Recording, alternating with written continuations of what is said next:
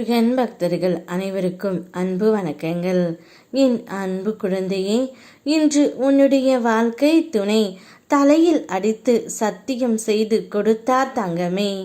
என்ன சத்தியம் என்று கேட்டால் நீ மிகவும் ஆத்திரம் அடைவாய்.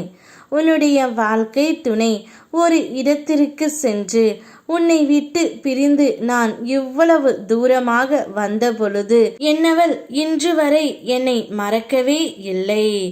என் நினைப்பில் அவள் மிகவும் வருந்தி கொண்டு இருக்கின்றாள். ஆனால் நான் அவளுக்கு ஒரு நல்ல கணவனாக இது நாள் வரை இருந்ததே இல்லை. ஏதாவது ஒரு பிரச்சனை நான் அவளுக்கு செய்து கொண்டே தான் இருந்தேன். இப்பொழுது ஒரு கட்டமாக பிரிந்து வரலாம் என்று முடிவு எடுத்த பொழுதும் பிரியாமல் என்னுடைய மனம் தவித்து கொண்டு இருக்கின்றது. அந்த அளவிற்கு என் மேல் அவளுக்கு அன்பும் இருக்கின்றது, அவளுக்கு என் மேல் காதலும் இருக்கின்றது. ஆனால் எங்களுடைய வாழ்க்கையில் கர்மா விளையாடி கொண்டு இருக்கின்றது. அதனால் நான் உங்கள் தலையில் அடித்து சத்தியம் செய்து கொடுக்கின்றேன் அப்பா. என்னுடைய வாழ்க்கை துணையை என்னிடம் எப்படியாவது சேர்த்து வையுங்கள். எங்களுக்குள் சண்டை வராமல் பார்த்து கொள்ளுங்கள் என்று என் தலையில் அடித்து சத்தியம் செய்தார் தங்கமே. ஆனால் இதை கேட்டால் உனக்கு ஆத்திரம் வரும்.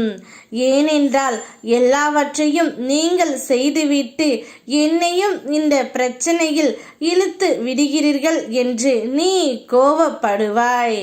என் பிள்ளை, நீ எந்த தவறையும் செய்யவில்லை என்று உன் அப்பன் முருகனுக்கு தெரியும்.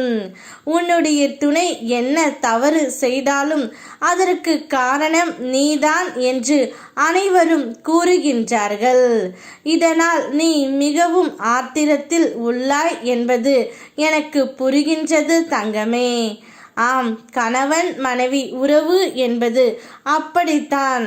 நீ தவறு செய்தாலும் செய்யாவிட்டாலும் உன்னுடைய துணை செய்யும் பொழுது நீதான் காரணம் என்று அனைவரும் சொல்வார்கள்.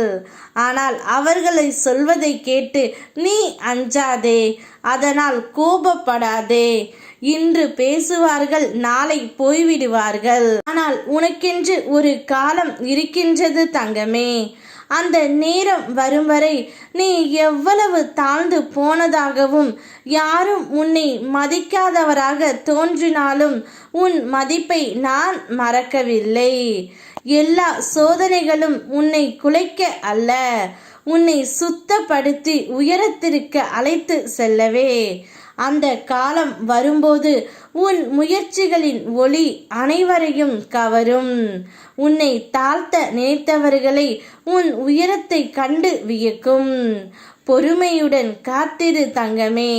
உனக்கான நேரத்தை நானே கொண்டு வருகின்றேன். யாம் இருக்க பயமேன். ஓம் முருகா.